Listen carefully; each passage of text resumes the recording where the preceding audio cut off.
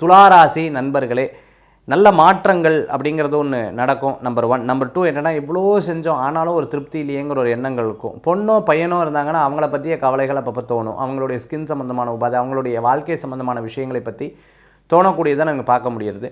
அதே மாதிரி உங்களுக்கு ரொம்ப பிடித்தமானவங்க, உங்களோட நண்பர்கள் யாராவது உங்களை விட்டு போகும் பொழுது, இத்தனை நாள் என் கூட இருந்தால் என்னடா இப்படி பிரிஞ்சுட்டாலே, இப்படி போயிட்டாலேங்கிற யோசனைகள் அப்பப்போ மனசில் தோணக்கூடியதை நம்மளால் பார்க்க முடியாது. அதே மாதிரி இந்த வருஷத்தில் சில நல்ல விஷயங்கள் நடக்கும். கோயில் குலதெய்வ வழிபாடெல்லாம் உங்களுக்கு மேலும் சிறக்கக்கூடியதாக இருக்கும். புது தொழில் இன்வெஸ்ட்மெண்ட் உங்களுக்கு நல்ல பலன்களை கொடுக்கும்.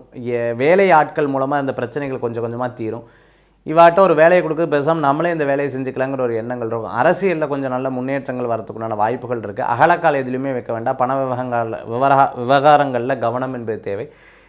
ரியல் எஸ்டேட் போன்ற விஷயங்களில் நல்ல முன்னேற்றங்கள் தரக்கூடியதை துளாராசி அன்பர்களுக்கு நம்மளால் பார்க்க முடியுது. இத்தனை நாள் இருந்த குரு பகவான் எட்டில் போய் மறைஞ்சிருந்த காலம் போய் இந்த வருஷத்தினுடைய மத்திக்கு மேலே 6 மாதத்துக்கு மேலே, அதாவது ஜூனுக்கு மேலே உங்களுக்கு ஒரு நல்ல மாற்றங்கள் நிகழக்கூடியதை பார்க்க முடியுது. துளாராசி அன்பர்கள் வணங்கக்கூடிய தெய்வம் துர்க்கை அம்பாளுடைய வழிபாடு உங்களுக்கு ஒரு பெரும் வெற்றியை கொடுக்கும். முடிஞ்ச ஒரு டைம் திருச்செந்தூரோ இல்லைனா ஆறுபடை வீடுகள் ஏதோ ஒரு கோயிலுக்கு போயிட்டு வருது, அவங்களுக்கு மனதில் ஒரு பெரும் மாற்றத்தை கொடுக்கக்கூடிய காலமாக இந்த காலங்கள் கண்டிப்பாக இருக்கும்.